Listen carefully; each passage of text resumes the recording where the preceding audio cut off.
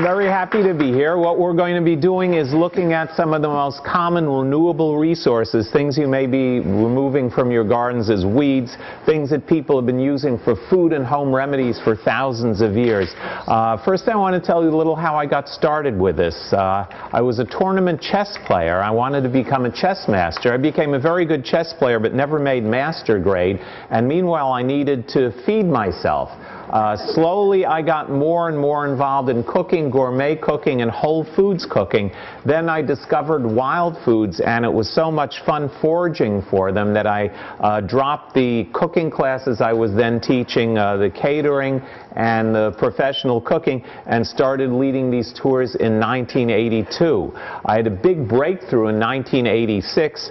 This was in March when the first young leaves of the dandelions come up, and they are coming back up now. So this is a good time to use dandelion greens from your garden in salads and cook. The young half-grown leaves are the very best, and they're loaded with nutrients. But back in 1986, the New York City Parks Commissioner, a man by the name of Henry Stern, didn't like that I was teaching people to eat dandelions. There's this wild man in Central Park. He's a hairy fella, he's a pith hat, and he's going into Central Park and eating the dandelions. We can't have someone going into Central Park and eating the dandelions. It's like going into the Central Park Zoo and eating a bear cub. So Henry Stern placed undercover park rangers on my nature tour. It was a man and a woman. They said they were married. They never held hands or kissed or anything else. So I figured they'd been married a long time. The man paid me with marked bills. This was in 1986 when there was a crime wave in New York City, so apparently they had the marked bills available for all the drug dealers that they were afraid to go after. But they paid me with marked bills to lead a nature walk. The man kept taking pictures. I'd hold up the specimens so he could get good shots, only I was the specimen. At the end of the nature tour, I showed people that you could eat the dandelion. This was in March. March and November are the best times. I ate a leaf of the dandelion. The male ranger ducked behind a tree, took out a hidden walkie-talkie. All right, there he is on 81st Street. Go get him. Every park ranger in New York City popped out from behind the bushes. They surrounded me in case I was going to climb up a tree, put me in handcuffs lest I bop them on the head with a dandelion, boing. They searched me. I don't know if they were looking for weeds or weed. But they hauled me off to the police station in handcuffs where they took fingerprints, mug shots. They charged me with criminal mischief for removing vegetation from the park because I'd eaten a dandelion. Could face a year in jail if convicted. And then they made a terrible blunder. After issuing me a desk appearance ticket that I had to go to court, they let me go. Very bad. I went home and called every TV station, newspaper, radio station, wire service I could find in the phone book. Next morning on the way to the newsstand, 5 cops came after me. They all wanted my autograph. I was on page 1 of the Chicago Sun-Times, page 2 of the New York Daily News. The BBC interviewed me from London. The coal miners' strike is in its 5th week, and in New York City, they arrested the wild men of Central Park for eating a dandelion.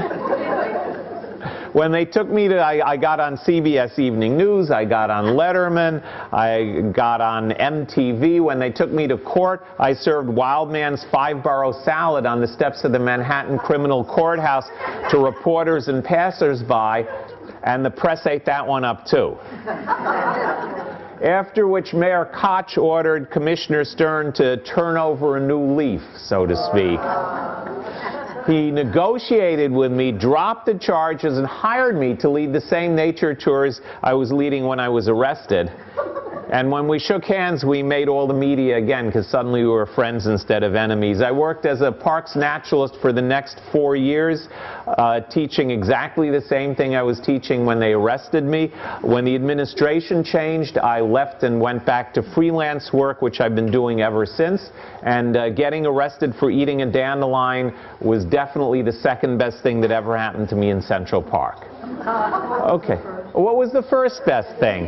11 years ago, I was leading a singles tour in Central Park, and there was a beautiful single woman who loved nature as much as I do. We started dating. First we went to the Galapagos Islands, then we went to Antarctica, and 7 years ago,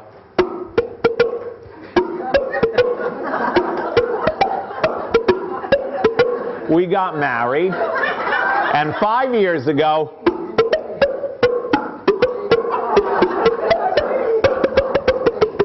we had a daughter. Her name is Violet, and she goes on my nature walks also. You had mentioned Stone Barns. I'm doing a tour on Sunday on the grounds of Stone Barns, and my daughter Violet will be with us. That was even better than being arrested. Okay, let's take a look at some of the plants. First one we're going to look at is a notorious weed, very common, quite well known, grows in people's gardens and yards. It's called lamb's quarters. I'm a vegan, but apparently a cut of lamb called the quarter looks sort of like the shape of the leaf. It's diamond shaped, darker on top than on the bottom. Although it's non-woody, it branches like a tree. And the leaves are alternate. They're single. They don't grow in twos or in threes. It has basically no odor. And it is related to spinach and beets and tastes like spinach, I think, better. And use it any kind of recipe would use spinach. Put it in salads, add it to soups. It's great in quiches. Who's a spinach lover here? Here, why don't you tell us how this compares to the flavor of spinach, and we'll pass some out. Lamb's quarters, Chenopodium album, which means white goosefoot because it's whitish underneath and it's shaped like a goose's foot. Here you go. Here, pass some down. Everyone can try a leaf. This can go in this row, in that direction. And here's some for this row, and for you. And I have some more up here. The stem is a little tough, so I basically eat the leaves. Here, interestingly enough, if I can have everyone's attention, please. When it goes to seed, the seeds are also edible, and the Native Americans actually, in this part of the world, they didn't do that much cultivation. They're more hunter-gatherers. But they did cultivate lamb's quarters, especially for the seeds. And it was perplexing when I also found out that this isn't native to America. It's native to Europe. But the seeds are so tiny that whichever continent it came from, if a goose or a duck with mud on its feet landed somewhere near lamb's quarters, the seeds would stick to the mud. And very often, migrating waterfowl are blown off course, and an American one winds up in Europe or vice versa. So this plant could have evolved on either continent and spread to the other one on the muddy feet of migrating waterfowl. Okay, any comments on the flavor of it? Delicious. Yeah, it's delicious. It's totally free. People keep cutting it down as a weed.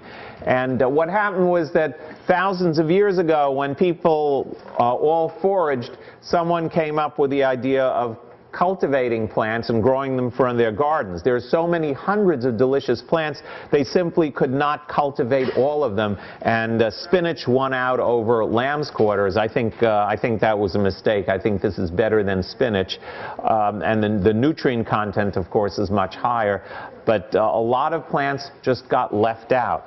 And here's another one that no one ever. Oh wait, before that, there's one that looks a little bit like lamb's quarters, and the leaves are not diamond shaped. They have jagged edges called teeth, tiny little green flowers, alternate leaves, and a very strong resinous smell. This is called epizote. I should write down the names of all of these.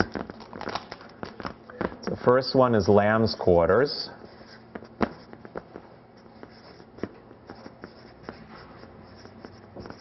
And the second one is epizote. And This one comes from Mexico. But it's very, very common in our area. I did a tour yesterday in Inwood Hill Park with a school class, and that's where all these specimens came from. And we'll pass some sprigs around. This isn't one you eat by itself. Use it in small quantities as a seasoning. In large quantities, it's actually toxic. In small quantities, it's good for you. So take a look. Now, this is to smell. It's a spice, so you don't go eating whole cloves of garlic. It's the same. It's essential in Mexican cooking. You put it in guacamole, you put it in tomato sauce, you put it in bean dishes. So pass it around, give it a squeeze, and smell it. And you'll smell the resinous fragrance.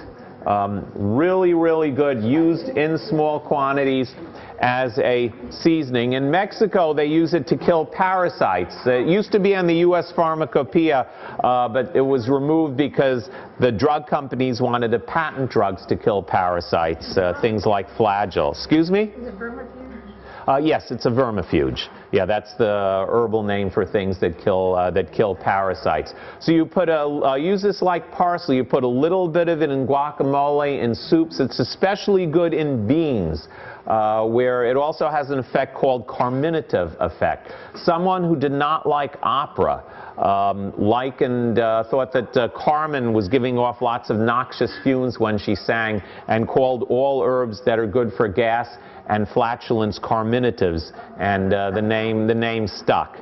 It may also come from the word to card, which is to purify. But either way, if you put this in some of this in a pot of beans, when the beans are boiling and you listen to it, to the bubbles boiling, you might hear.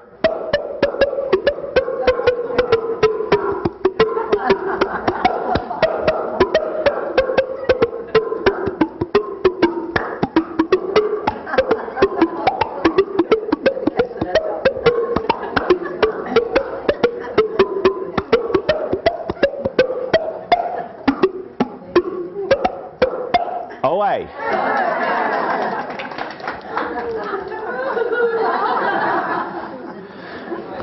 Oh, one caution with this. Some people should never use epazote. It can be very dangerous, even fatal for them. However, it's very easy to tell in advance who those people are. You can tell if you shouldn't use epazote at all by your occupation. Do not use epazote if you're a lawyer or a politician, because it kills parasites. Okay, let's take a look at another one. This is called the black walnut. Comes encased in a green covering called a husk, and you stomp on it, remove the husk, and then let the walnuts dry out. You can use them fresh, but they're better dried. The nuts inside are more mature. And the husk of the black walnut has also been used in herbal medicine to kill parasites. But what I like are the nuts themselves. And once they're dried out, they no longer stain your hands. The husk was used by Native Americans as a dye. And then they are the proverbial hard nut to crack. And what you do with this is you get a strong nutcracker like this one. And you put that in.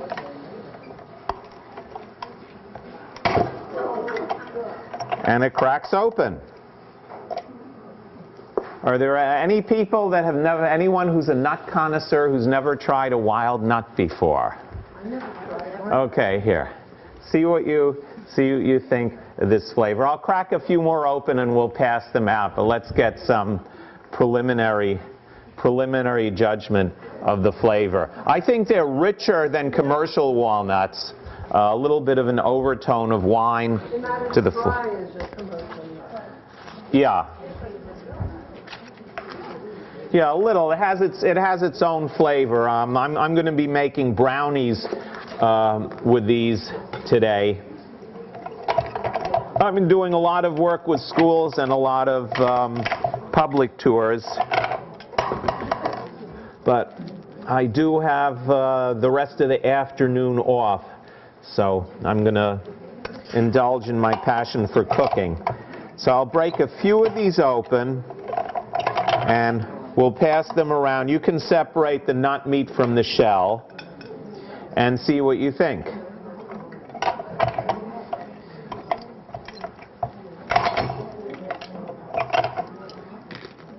There's another one. I guess 3 more. Everyone can take a little piece. And these are very rich in omega-3 fatty acids, so they're quite good for you. Lower your chance of heart disease.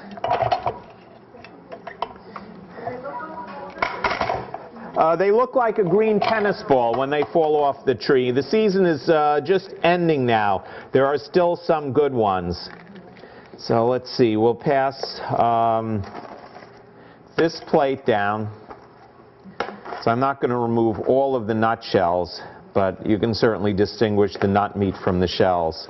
We'll get some of the shells out. And maybe I'll crack a few more open for the other aisle.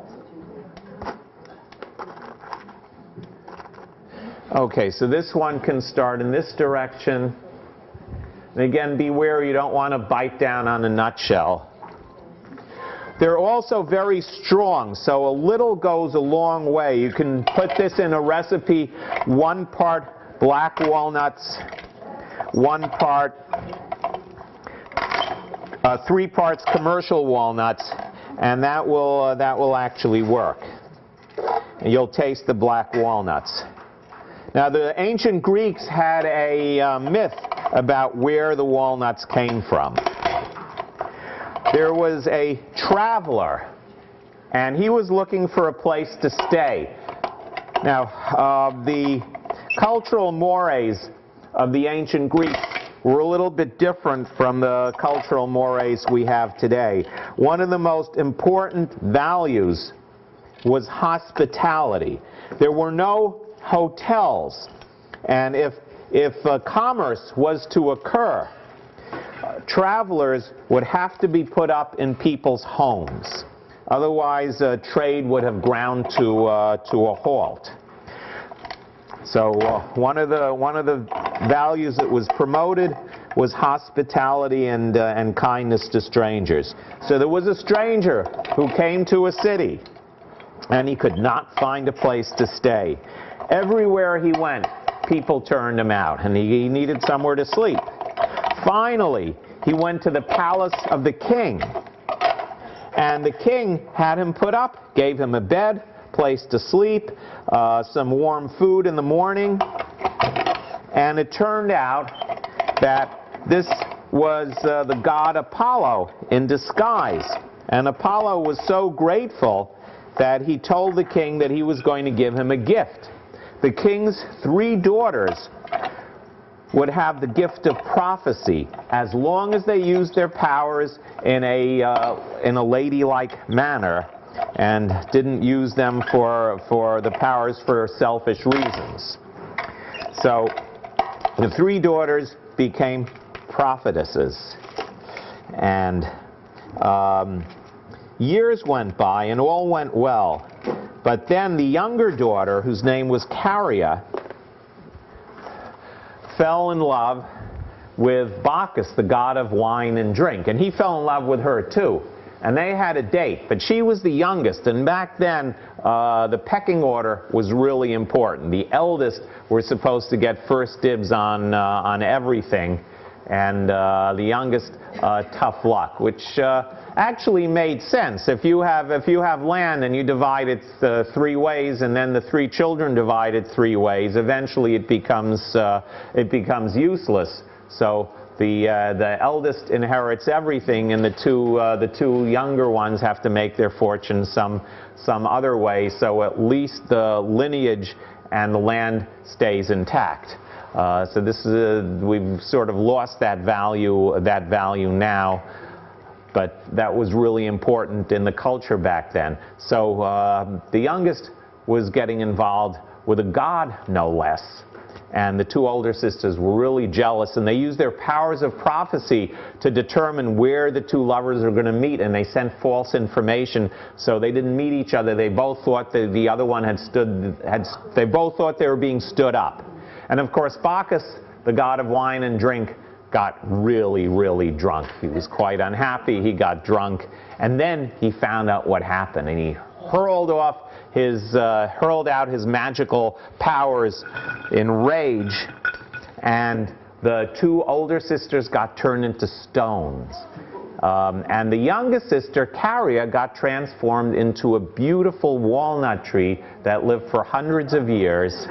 And ever since then, people would pick the walnuts and take them to increase the powers of love. So that's the Greek myth of where the walnut came from. Okay, let's take a look at some other species. This one is called burdock.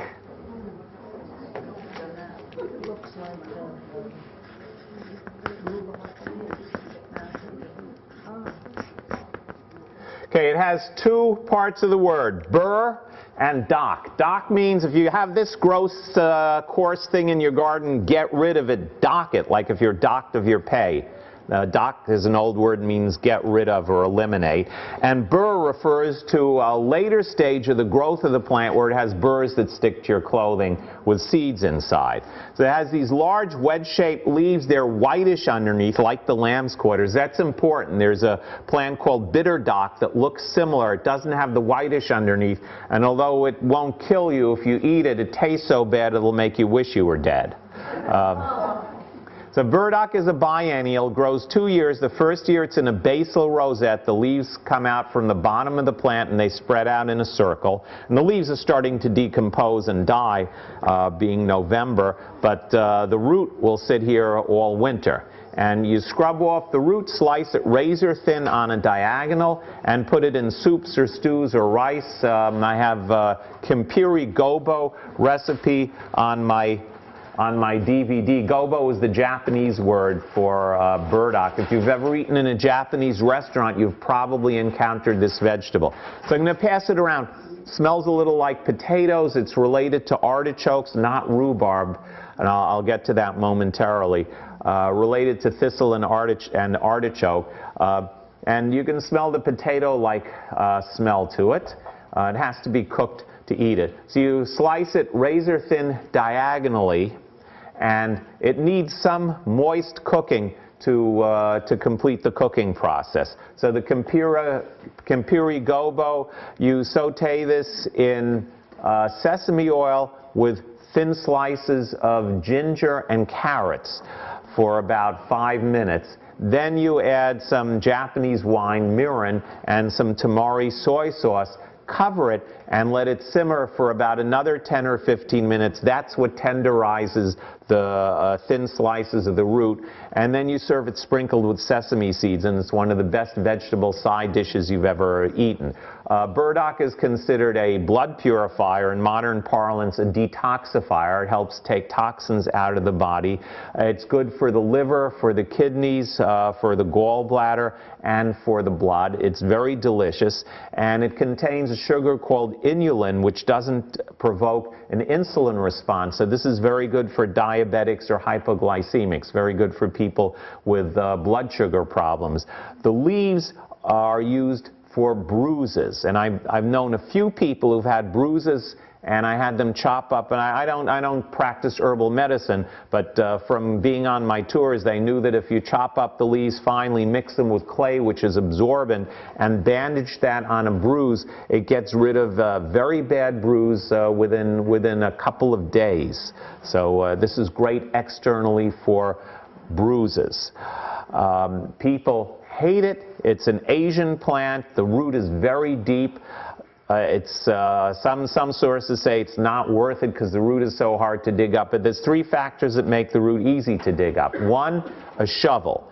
2, Yeah, people take little garden trowels, and the thing is this deep, and they go after it with a garden. You take a shovel and stick the shovel into the earth, stomp on the shovel, drive the shovel in, scoop up the dirt, go to the other side of the plant, do the same thing, and in 1 minute you have this huge taproot excavated. And it goes a very long way. And the third thing is, it's a very common plant. It grows in disturbed habitats. It won't grow in manicured lawns. It won't grow in the forest. But where people have removed the forest and there's bushes and things like this kind of area, if this were not well kept here, this would be the kind of area where burdock would grow. You choose a place where there's not a lot of rocks in the soil so that you can actually use the shovel. Some soil is rocky, some soil is not. Places near pine trees where the needles have been incorporated into the soil seem to produce the softest soil as far as the wild goes, and then you just dig it up, and it's quite delicious. So that's the burdock. And the second year you can harvest the burrs and let kids play with them. They're like a natural Velcro. Any questions on any of these plants so far? Does this come in your yard on its own? It can, yes, it can. That's why you have to dock it. It can come in your yard on its own. All of these things can do that. And again, I lead these tours in the parks, and we find these just about everywhere. We walk around for a few hours. We'll certainly find this in stone barns on Sunday. Okay, let's take a look at another one. This is a medicinal plant that comes from China. It's called mugwort. And let's see, here's the marker. Also 2 words, mug and wort. Mug is a cup with a handle. Wort, W-O-R-T, is an old word for plant, an Old English word for plant. So the British used to put this in their mug of beer as a seasoning. It has what's called a deeply cut leaf. It looks like someone snipped little pieces out of the leaf. And again, this one is whitish underneath. Very fragrant. If you have hay fever, you stay away from this. It's related to ragweed. But for the rest of you, we can pass it around. You can squeeze it and smell it. Now, this has been used for thousands of years in traditional Chinese medicine as an emmenagogue. It will relieve or prevent menstrual problems. So you drink this, make a big pot of tea and drink 2 or 3 cups a day starting a week before your period. You will not get, or you have a much less chance of getting PMS symptoms or cramps. Actually, I can personally attest this definitely does work. Ever since I've learned this plant, I've never had a cramp. Now, there is, yes? Isn't this very invasive? Aren't they trying to get rid of Yeah, all of these things are invasive and people are trying to get rid of it. Yes, this is a Chinese plant, doesn't belong here. It grows in fields, and it prevents other plants from growing. So the field never goes from field to thicket to bushes to forest because the mugwort keeps the other plants out. One caution with this plant, though. It can affect your memory. And here's what happened to an unfortunate little girl who encountered this plant. She lived in Russia, and her mom sent her into the woods with a basket to look for mushrooms. But as she was walking through the woods on the trail, she suddenly saw this huge snake in her path, and she said, "Ah!" and ran off as fast as she could. However, she didn't look where she was going, and two seconds later, she fell into a really, really deep hole. Fortunately, she wasn't hurt, but the walls were too steep for her to get out, and when she looked around, all the other snakes had come into that hole to hibernate, to spend the winter. And some of them were still hungry, and they started coming after her. Just at the last second, the largest snake, who turned out to be the queen of the snakes, told the other snakes, "Hey, let's cool it. This is a nice little kid. She hasn't done us any harm. If you're hungry, there's a magic glowing red stone on the bottom of the cave. You just need to lick the red stone." Must have been near Chernobyl. Lick the red stone, and you won't be hungry anymore. So the snakes did that. They didn't have to devour the little girl. The little girl did the same thing when she was hungry and didn't need food either.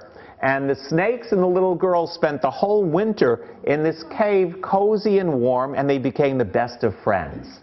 However, when spring came, the snakes wove themselves into a ladder so that the little girl could climb back out and go back to her family. And before they parted company, the queen snake told her, "I'm going to give you a gift. From now on, you're going to know all of the medicinal uses of every single plant as long as you don't say the word mugwort."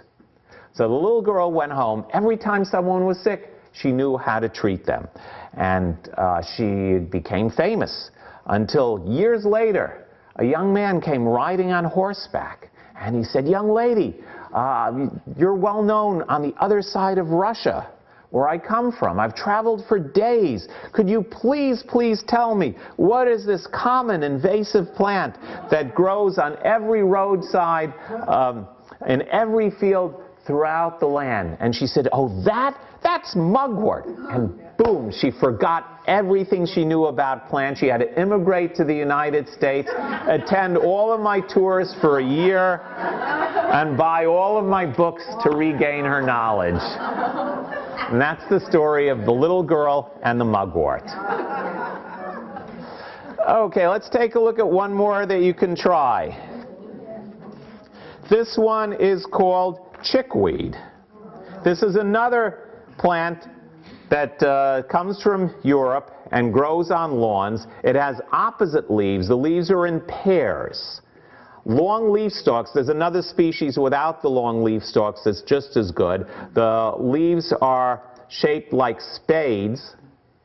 And there's a tiny white flower, which I don't have here, that looks like a carnation. Now, earlier somebody said the leaves of the burdock look a little like rhubarb. However, you don't identify which family a plant is in by its leaves. You need to look at the flowers and the seeds. So that legumes all have pea-like flowers, and they have pods that look like some form of pea pod. We learned that from Linnaeus. He was born, I think, 302 years ago. And a mess of plants kept coming in from all over the world. In his day, travel finally became more possible than it was in the Middle Ages. And you couldn't just give a French name, an English name, an Italian name, and 5 regional names for the same plant. There was just too much. So he studied the plants, and instead of categorizing things according to whether they were useful to humans or harmful to humans, so like the word vermin includes rodents and insects, and those terms were not even formed back then. It was all vermin. He looked at the qualities of the plants themselves and figured the most stable things were the flowers and the seeds. The leaves of closely related plants could be very different depending on what habitat they're coping with, and dissimilar, unrelated plants that happen to grow in the same habitat and have the same needs will develop similar leaves, but you're not going to go from 4 petals on a flower to 5 petals. So everything with 4 petals in the shape of a cross, all the members of that family will have the same characteristics. The flowers may be a little larger or smaller, they may be blue or they may be white, and that's of course because of natural selection. They all have a common ancestor that had these characteristics. So with the burdock, if you see the flower and the seeds, it's very similar to the structure of an artichoke or a thistle, and the flower of chickweed, if you look at it under magnification, we don't have any here, it looks like a carnation, and it's actually related to a carnation. And this plant tastes like corn on the cob. We'll pass some out. You can eat the leaves or the stem. And this is also related, this is also important in the history of herbal medicine. Here we go. So just take a little piece and pass the rest down.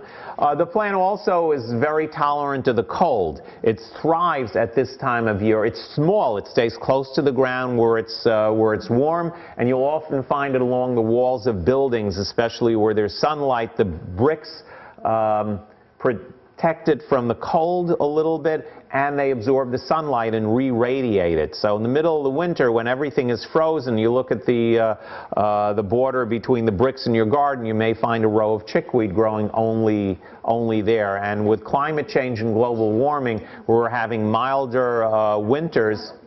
There's going to be a lot more of it. So this has more vitamins than a health food store. Back in the day, when people were convalescing from really serious infections, whether it's scarlet fever or typhoid or even the plague, if they survived these things, they would be weakened, and it would be very easy to get pneumonia or some other secondary infection while you're recovering and then die.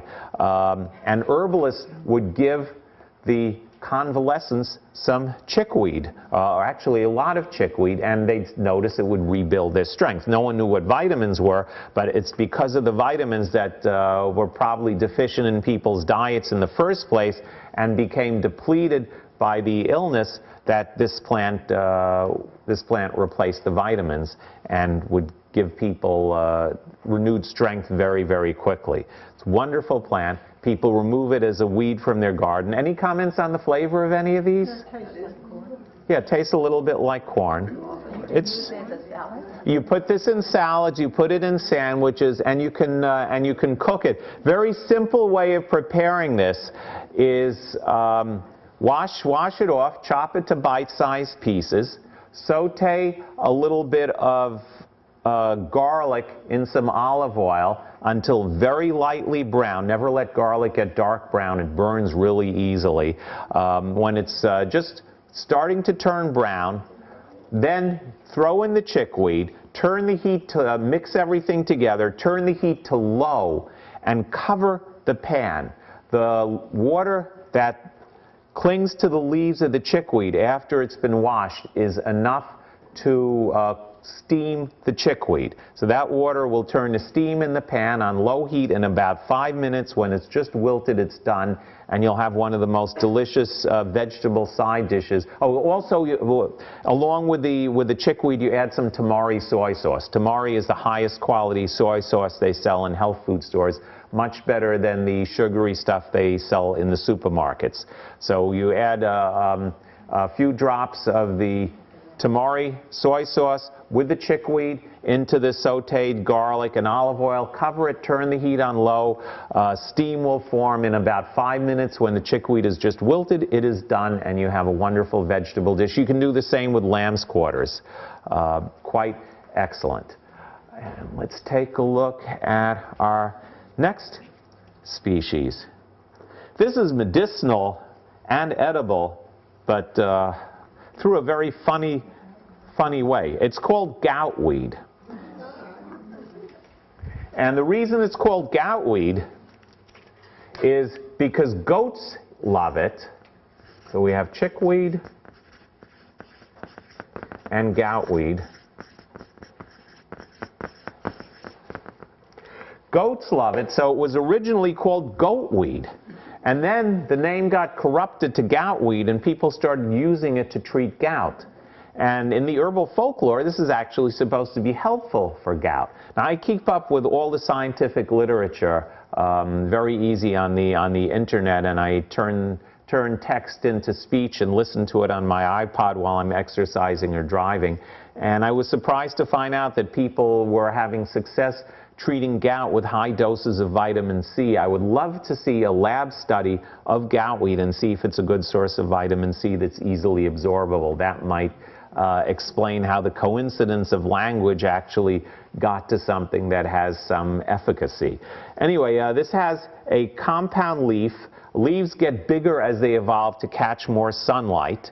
That helps them survive better, so the genes get passed along over the generations. And then they divide into segments, so if there's a storm, it's easier for the air to pass through without tearing off the leaf. So this is divided into 3 segments, and then each segment is divided again into 3, or sometimes only into 2.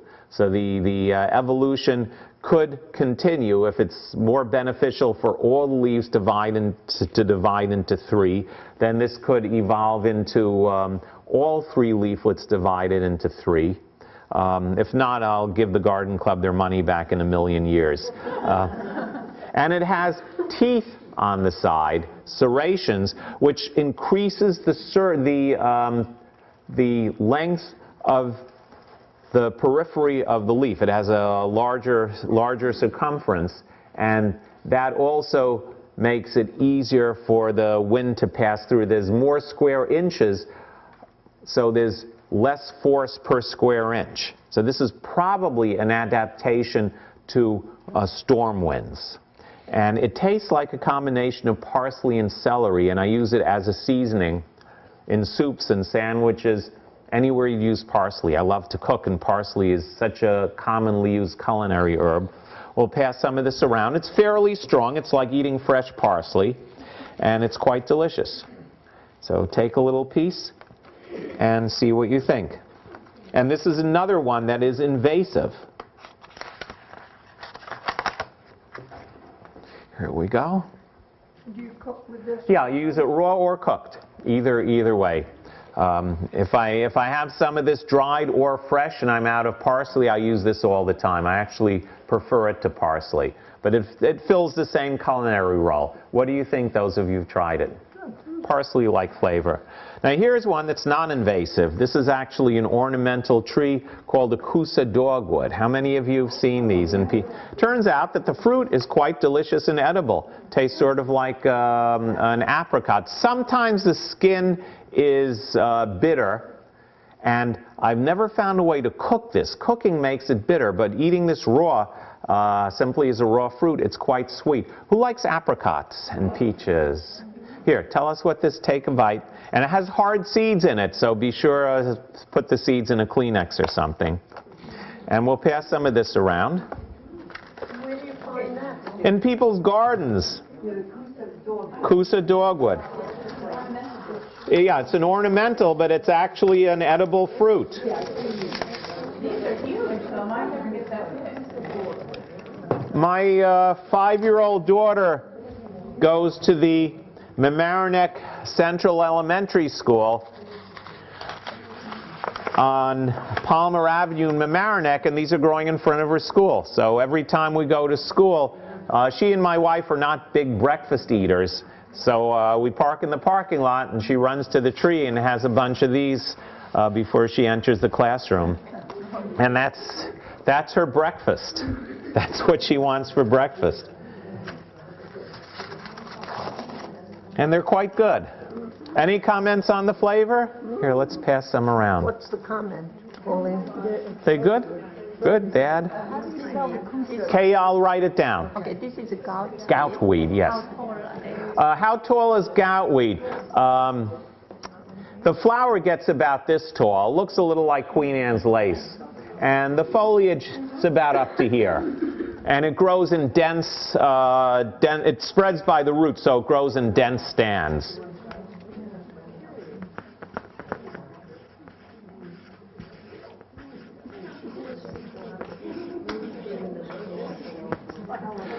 Okay, so yesterday I did a tour of Inwood Hill Park in Upper Manhattan with a private school called the Corliers School. And 3rd and 4th graders explored the park with me from, I think, 10 o'clock until 2. And one of the things we found was about 10 pounds of this mushroom. Okay, this is called a chicken mushroom, also called a sulfur shelf, Latiporius sulphureus. And it was really a big effort to bring this today because I cooked as much as I could last night, and I want to cook the rest of it when I get home. It's an incredibly delicious mushroom. And I'll pass it around. It looks like chicken meat inside, smells like chicken, and grows on the other side of the log where you don't see it because it is chicken. So okay, this is not, you don't eat any mushrooms raw. Even commercial mushrooms have hydrazines, which is rocket fuel that's carcinogenic that gets destroyed by cooking. So this is heavy, and this is going to be our dinner. So handle it carefully, but you can take a look at it and smell it. And I'll hold up a piece here to demonstrate what it looks like. Okay, the chicken mushroom is in a group of mushrooms called the polypores. First of all, mushrooms are part of the fungus kingdom.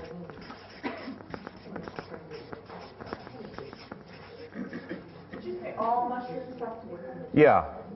Well, the poisonous ones, the deadly ones you can eat raw, won't make any difference. The ones you buy in the store, a lot of times they're served raw in the salad. Yeah, and then they sell cigarettes in the store too. Yeah, mushrooms contain hydrazines. These are chemicals used in rocket fuel. Hydrazines are carcinogenic, they're volatile, they're destroyed by cooking. Wild mushrooms, some of them like morels are known to get you sick if you eat them raw and have to be cooked. Others are of unknown edibility raw, and some of them will not harm you if you eat them raw, but they all have the hydrazines in them. So if you're health conscious at all, you should cook the mushrooms. Now, as I said, mushrooms are part of the fungus kingdom, separate from animals and plants. Like animals, they have to get their own food, but they grow through their food supply, and they are really good at digesting things, even like wood, that very few living things on the earth can digest. They have the enzymes to digest all different kinds of food. And then they need to reproduce, and they do that by spores. They're not plants, they don't make seeds. The spores are microscopic, and there are millions of them. There are different ways of producing spores, and many fungi will produce a mushroom to make the spores. The chicken mushroom is a polypore, always grows on wood, live wood, dead wood, buried wood, but always wood. It's shaped like a shelf, not an umbrella.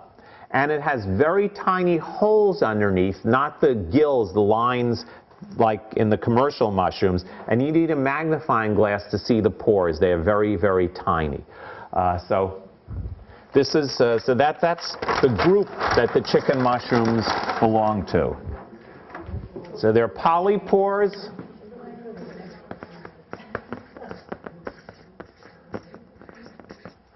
So they have pores. They grow on wood.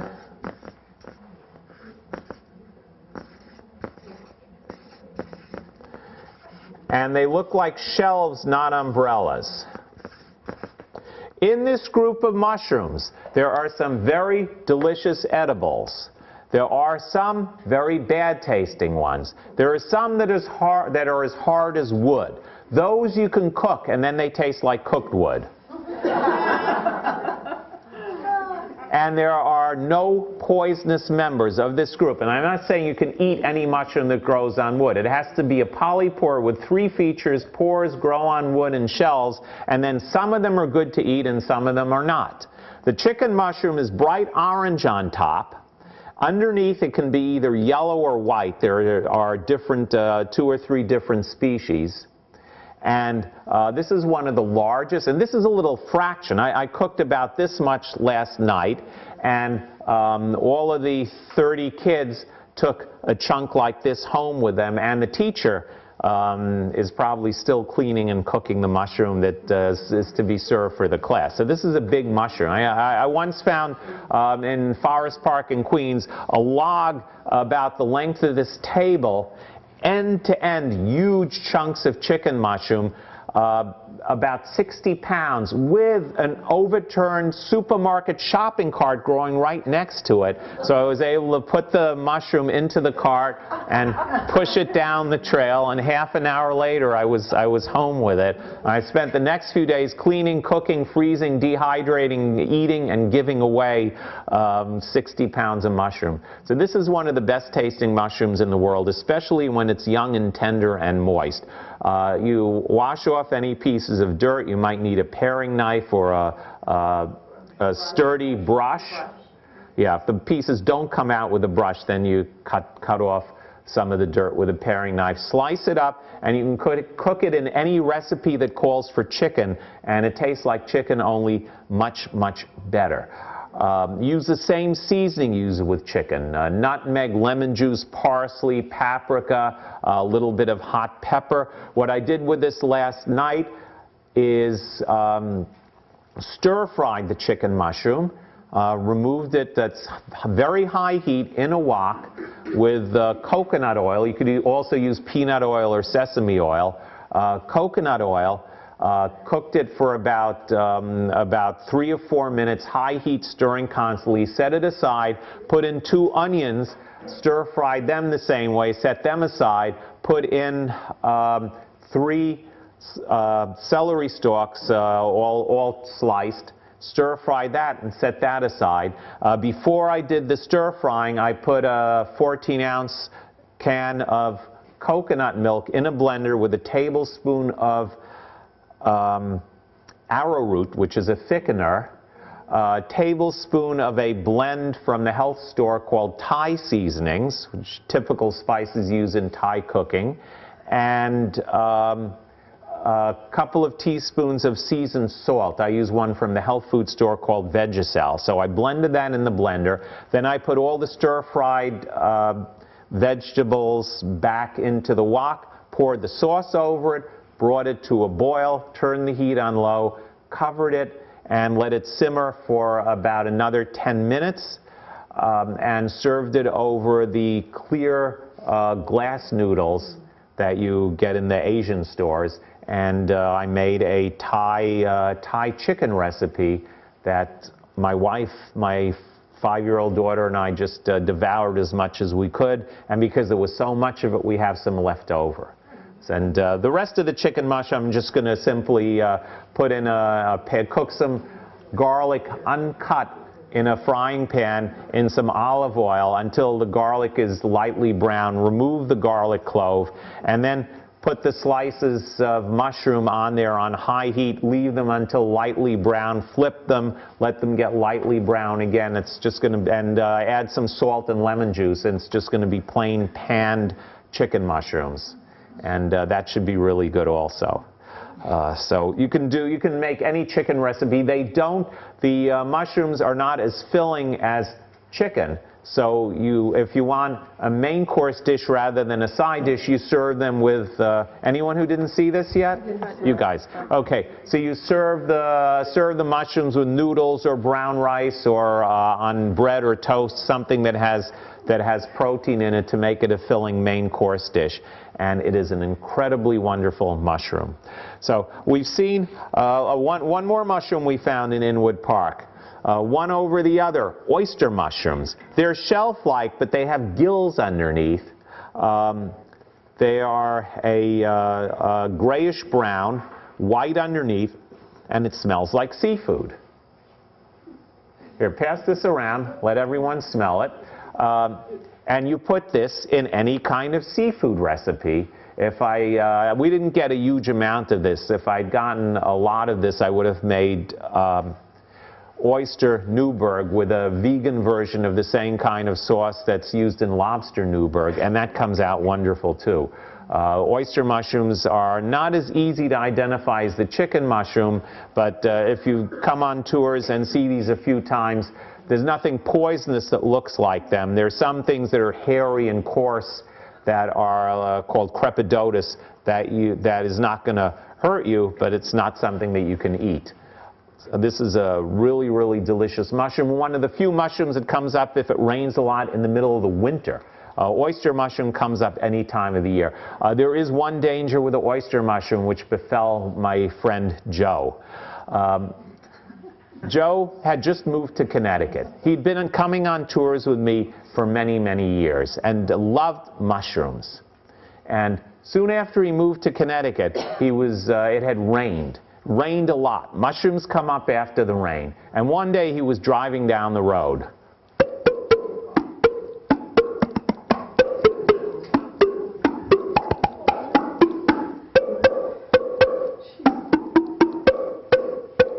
And suddenly he stopped his car. There, on the side of the road, on a dead tree, on a lawn, by a big house, were 10 pounds of oyster mushrooms. He was so happy. He said to himself, "That must be 10 pounds of oyster mushrooms. I'm going to take them home and cook them." He took out a pocket knife, took a bag, ran across the lawn, past the house, over to the tree, cut down the mushrooms, put them in his bag, went back to his car, and started driving home again.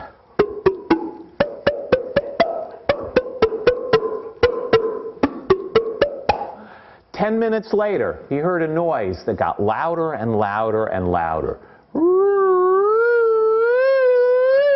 This is the state police. Pull over to the side of the road. Joe pulled his car over to the side of the road. Yes, officer, is there a problem? There sure is. We just got a call from this warden of the state prison, and he said there was someone running across his lawn with a knife. When did you escape from prison? Why were you trying to kill the warden? We're going to take you back. You're never going to get out again. It was me, but it wasn't me. I wasn't trying to kill the warden. Well, Joe identified himself. He had his driver's license. He showed the cop the mushrooms. And fortunately, the cop was in a good mood. He let him go. All right, I'm going to let you go this time, but don't ever do that again. No, I'm really sorry. I didn't mean to scare anyone with a knife. Well, Joe went home quite shaken, but the mushrooms were so good, he cooked them and ate them and felt much better. But 2 weeks later, it rained and rained and rained again. And Joe just happened to be driving down the same road.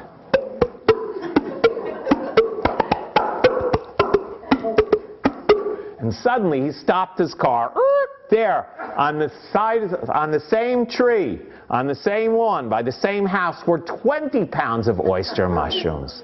Joe said to himself, there must be 20 pounds of oyster mushrooms. I want them for dinner, but I don't want the police to come after me. But I really want those mushrooms, but I don't want to be locked up. But I'm hungry. What was the smartest thing for Joe to do?